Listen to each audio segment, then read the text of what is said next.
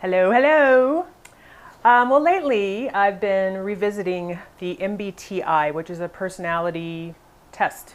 I'm going to put a link for the personality test that I think you should take if you have no idea what I'm talking about, but it's Myers-Briggs. Anyway, I've been reviewing it and looking at a lot of videos, and I already know that I'm an INTJ, and I've tested as an INTJ for probably 25 years or so, except for the times when I was pretending like I wasn't an INTJ, and even then I would just get an E for extrovert, which I definitely am not.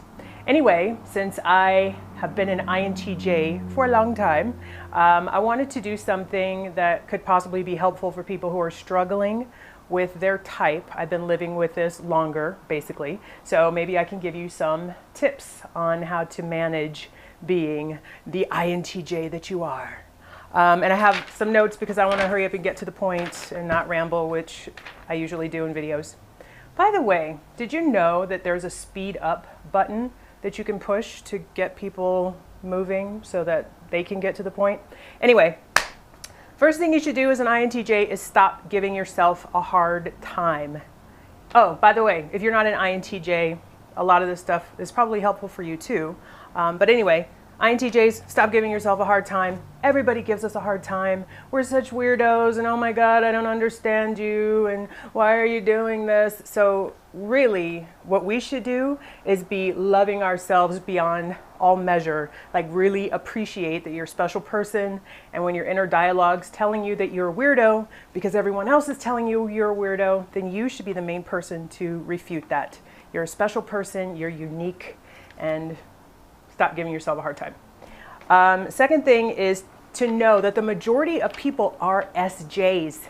Those are the guardians, the protectors, the sentinels, the keepers of the norm, right? These are the people that make everything kind of run. So if the majority of people are that way and you know that, then you shouldn't be surprised when other people find you odd or unusual, because to them you are, and that's okay. All right. Let's see. Oh yeah, the percentage actually is something like 46%. So the odds are most people you run into are going to be SJs. Let's see here. Oh yeah, so as NTs, we can see patterns and kind of predict outcomes. So human beings are really, really, really predictable, especially the majority of people, which are SJs, as I just said. So if you know that you can see patterns and predict outcomes with your intuitiveness, then you can figure out how a certain situation is going to turn out. You need to use that to your advantage and not have it be something that's weird. It's kind of like a unique superpower, in my opinion. I use it all the time. It helps me to understand how people operate, but that's because I've taken the time to really observe them and not just say, oh, they're stupid. Sometimes I do that too, but anyway. Stop expecting people to get you. They're not going to get you. You know why? Because they're not interested in getting you. Most people are looking for this kind of cursory, interaction. Hi, how are you? I'm fine. How are you? Predictable. You already know how it's going to turn out. If you're looking for something deeper, then you're going to probably be disappointed a lot of the time. Not all of the time, but most of the time. Again, because the majority of people aren't looking for the depth that we're looking for in our interactions. So just kind of keep that in mind. What you should really do is appreciate the people that do understand you and that do get you. Like if somebody, either because they're an NT or they really are just enamored by your weirdness or your uniqueness, you need to let that person in and appreciate that, oh, at least they're trying to understand that I have a different way of being or a different way of relating. It's not super complicated, but again, most of the time people are not interested in knowing about other people or understanding how they operate differently. I think that's a difference for us. We are interested in knowing. What you choose to do with the information, that's up to you, but you should appreciate the people that you have in your life, because believe me, you probably know this by now.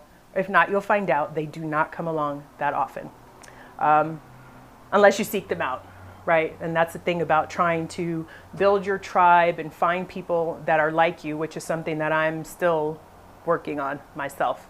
But again, appreciate those people.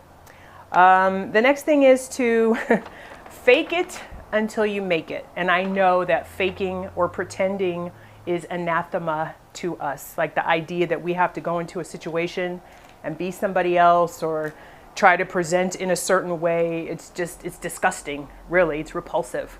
But the fact is that you are pretending and you have a persona. You have a person that you present in the public, and then you have a person that you are in your private life. Not everybody needs to be exposed to your private person. So you need to create a persona or have a person. This sounds like a bipolar thing, but it really isn't. It's true for everybody. You need to be able to present yourself in such a way in the public where you show that you do know how to get along, right? You don't have to live there.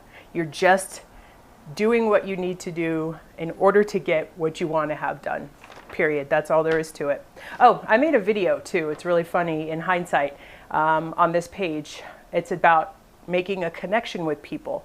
But in essence, it's not really about making a connection. It's showing you how to interact with other people so you don't come off as a robot and I don't understand. And it's fine if you don't understand, which is kind of the next point is you should be more of yourself, which I know seems contradictory. Ha ha, see two sides of everything. Be more of yourself. Be more direct, be more forthright, but with that should come a certain vulnerability as well. If you let people know, this is who I am, this is how I see things, I don't quite have this figured out, because you don't have everything figured out, you really don't, obviously, then there are people who will come to your rescue. I mean, there's a lot of other types in the MBTI who are happy, oh, let me show you, I'll walk you through this and I'll show you how to do that. If you allow it, if you just shut yourself down and you're like, oh, everybody's stupid and I'm better than everybody and I don't even know why I'm here, I shouldn't have come, and yeah, well, that's pretty much what you're gonna get. So I think you know that by now too. Let's see, oh yes, I think this is pretty big too. Take better care of yourself. Your body language, your presentation. I think INTJs have a reputation for not really caring about how they look because it's all superficial and who really cares, and yeah, who does really care?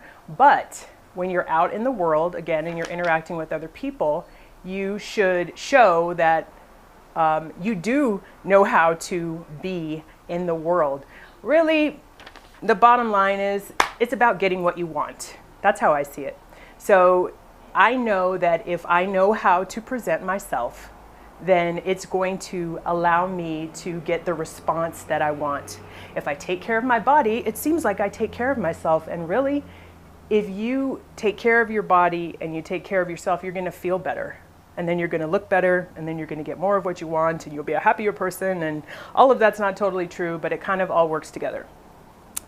Let's see.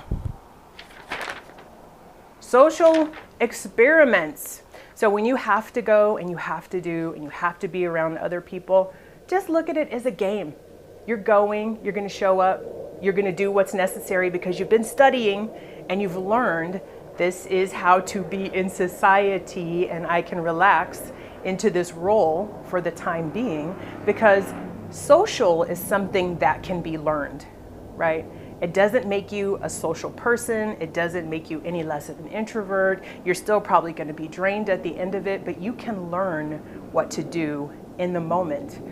Sometimes I'm like, well, let's see, how would my favorite superhero act in this particular situation? Or how would my favorite CEO, I have a favorite CEO right now, how would that person act in this situation? Would they be like, oh, gee, nobody's talking to me, I don't know? Or would they just step into how awesome they are and get done what they need to have done and then retreat back into their cave? That's what I do, it works. And finally, the most important part, I'm huffing because I'm hoping that I'm getting through this quickly, but I don't know how much time has passed. Anyway, the most important thing to know is that relationships are everything. They are everything. I read so many comments on these INTJ videos and people are like, I don't care, I'll just stay here and do my own thing. That's great. Stay there and do your own thing. But you still are interacting with people. Everything that we do in life is based on having relationships of some kind with other people. Like, basically, you need to think about it this way. As foolish as everybody else seems, right? You're gonna need somebody to nurture the kids. You're gonna need somebody to manage the details. You're gonna need somebody to do the accounting. You're gonna need somebody to sell the product. All of the stuff that you don't wanna do, this is why we try to cultivate relationships with these other people. Again, knowing that we're different, and guess what? They're different too. So, but I just feel like we're smart enough to figure out how to interact better in the world. So I'm hoping that that was somehow helpful. My old lady tips as a 25-year plus INTJ in a job that requires me to be extroverted, but it's only situational. So I manage it that way and I get what I want from that situation. Another very important thing before I go is please figure out a way to have a job or make a living where you do not have to be extroverted or be what you are not, because then you will have a miserable life. But in the meantime, you just do it in bits and pieces. And again, I just feel like we're smart enough to know how to do it. If you have any good tips, I am completely open to learning and being mentored and about how to be a better INTJ, because I just want to be a better person, period. So anyway, hopefully that wasn't too long and I'll see you next time. Bye.